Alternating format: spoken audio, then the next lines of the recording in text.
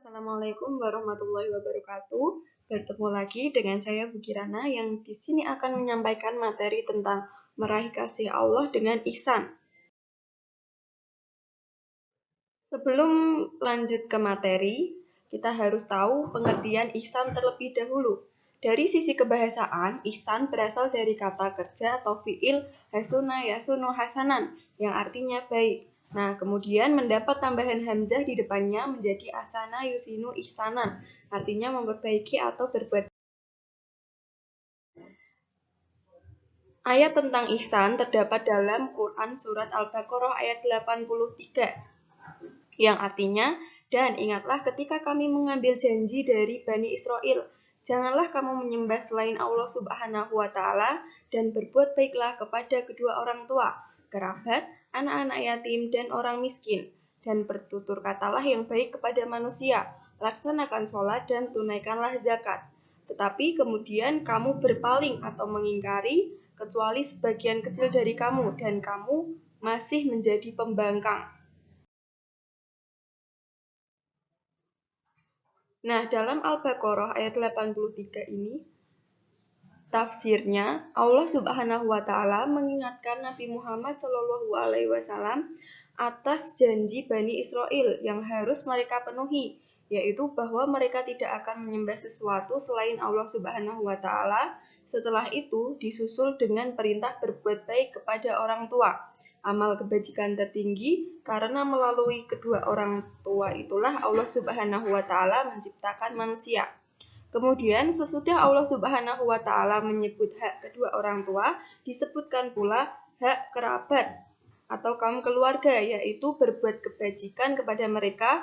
Kemudian Allah Subhanahu wa Ta'ala menyebut hak-hak orang yang memerlukan bantuan, yaitu anak yatim dan orang miskin.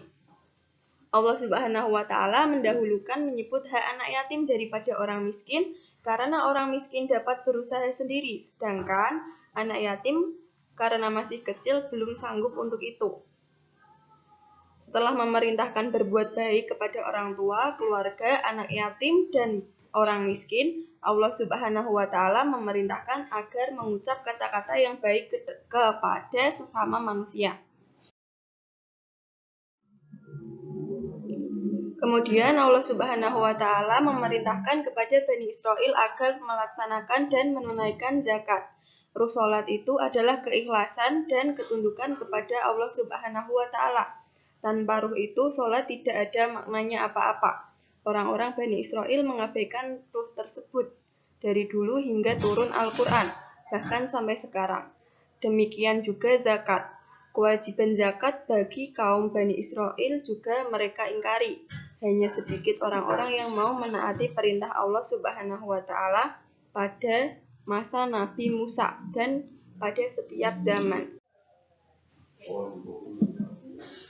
Pada akhir ayat ini Allah Subhanahu wa Ta'ala menyatakan, dan kamu masih menjadi pembangkang. Ini menunjukkan kebiasaan orang-orang Bani Israel dalam merespon perintah Allah Subhanahu wa Ta'ala, yaitu membangkang, sehingga tersebarlah kemungkaran dan turunlah azab. Nah, berikut adalah ruang lingkup ihsan. Yang pertama, ihsan kepada Allah. Ihsan kepada Allah itu dibagi menjadi dua. Yang A, beribadah kepada Allah Subhanahu wa Ta'ala seakan-akan melihatnya. Keadaan ini merupakan tingkatan ihsan yang paling tinggi, karena dia berangkat dari sikap membutuhkan, harapan, dan kerinduan. Dia menuju dan berupaya mendekatkan diri kepadanya. Kemudian yang B, beribadah dengan penuh keyakinan bahwa Allah Subhanahu wa Ta'ala melihatnya. Kondisi ini lebih rendah tingkatannya daripada tingkatan yang pertama, karena sikap ihsannya didorong dari rasa diawasi dan takut akan hukuman.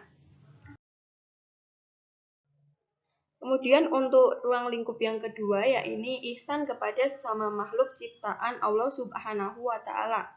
Yang pertama, ada ihsan kepada orang tua. Dalam sebuah hadis riwayat At-Tirmizi dari Abdullah bin Umar, Rasulullah SAW bersabda, artinya keridhaan Allah berada pada keridhaan orang tua, dan kemurkaan Allah berada pada kemurkaan orang tua. Hadis riwayat At-Tirmizi. Nah, berbuat baik kepada kedua orang tua ialah dengan cara mengasihi, memelihara, dan menjaga mereka dengan sepenuh hati, serta memenuhi semua keinginan mereka selama tidak bertentangan dengan aturan Allah Subhanahu wa Ta'ala. Selanjutnya adalah ihsan kepada kerabat karib. Silaturahmi merupakan kunci mendapatkan keridhaan Allah Subhanahu wa Ta'ala. Sebab paling utama terputusnya hubungan seorang hamba dengan Tuhannya adalah karena terputusnya hubungan silaturahmi. Dalam hadis qudsi, Allah Subhanahu wa Ta'ala berfirman, "Aku adalah Allah, aku adalah Rahman, dan aku telah menciptakan rahim yang kuberi nama bagian dari namaku. Maka barang siapa yang menyambungnya akan kusambungkan pula baginya, dan barang siapa yang memutuskannya akan kuputuskan hubunganku dengannya." Hadis riwayat At-Tirmizi. Ihsan kepada anak yatim. Berbuat baik kepada anak yatim ialah dengan cara mendidiknya dan memelihara hak-haknya. Banyak ayat dan hadis menganjurkan berbuat baik kepada anak yatim. Di antaranya adalah sabda Rasulullah SAW, "Aku dan orang yang memelihara anak yatim di surga kelak akan seperti itu," seraya menunjukkan jari telunjuk jari tengahnya. Hadis riwayat Bukhari, Abu Daud, dan At-Tirmizi. Kemudian ihsan kepada fakir miskin dengan memberikan bantuan kepada mereka, terutama pada saat mereka mendapat kesulitan. Rasulullah bersabda, "Orang-orang yang menolong janda dan orang miskin seperti orang yang berjuang di jalan Allah." Hadis riwayat dari Abu Hurairah. Nah, selanjutnya ihsan kepada tetangga. Rasulullah SAW bersabda, "Demi Allah tidak beriman, dan demi Allah tidak beriman." Para sahabat bertanya, "Siapakah yang tidak beriman ya Rasulullah?" Beliau menjawab, "Seseorang yang tidak aman dari tetangganya, dari gangguannya." Hadis riwayat Al-Saikhani. Pada hadis yang lain, Rasulullah SAW bersabda, "Tidak beriman kepadaku barang siapa yang kenyang pada suatu malam sedangkan tetangganya kelaparan, padahal ia mengetahuinya." Hadis riwayat At-Tabrani. Kemudian ihsan kepada tamu. Ihsan kepada tamu secara umum adalah menghormati dan menjamunya. Rasulullah SAW bersabda, "Barang siapa beriman kepada Allah dan hari akhir, hendaklah memuliakan tamunya." Hadis riwayat Jamaah kecuali Nasa'i. Tamu yang datang dari tempat yang jauh termasuk dalam sebutan Ibnu Sabil, atau orang yang dalam perjalanan jauh. Cara berbuat ihsan terhadap Ibnu Sabil dengan memenuhi kebutuhannya, menjaga hartanya, memelihara kehormatannya, kemudian membukakan jalan jika ia. Selanjutnya, ihsan kepada karyawan atau pekerja. Kepada karyawan atau orang-orang yang terikat perjanjian dengan kita, termasuk pembantu, tukang, dan sebagainya, kita diperintahkan agar membayar upah mereka sebelum keringat mereka kering, atau dengan segera. Nah, tidak membebani mereka dengan sesuatu yang mereka tidak sanggup melakukannya. Secara umum, kita juga harus menghormati dan menghargai profesi mereka. Kemudian ihsan kepada sesama manusia. Rasulullah SAW bersabda, "Barang siapa beriman kepada Allah dan hari kiamat, hendaklah ia berkata yang baik atau diam." Hadis riwayat Al-Bukhari dan Muslim.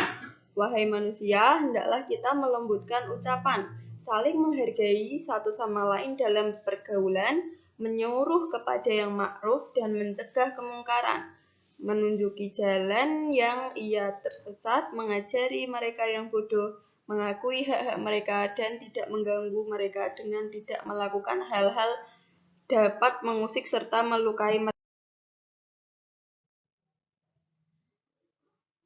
Yang selanjutnya adalah ihsan kepada binatang.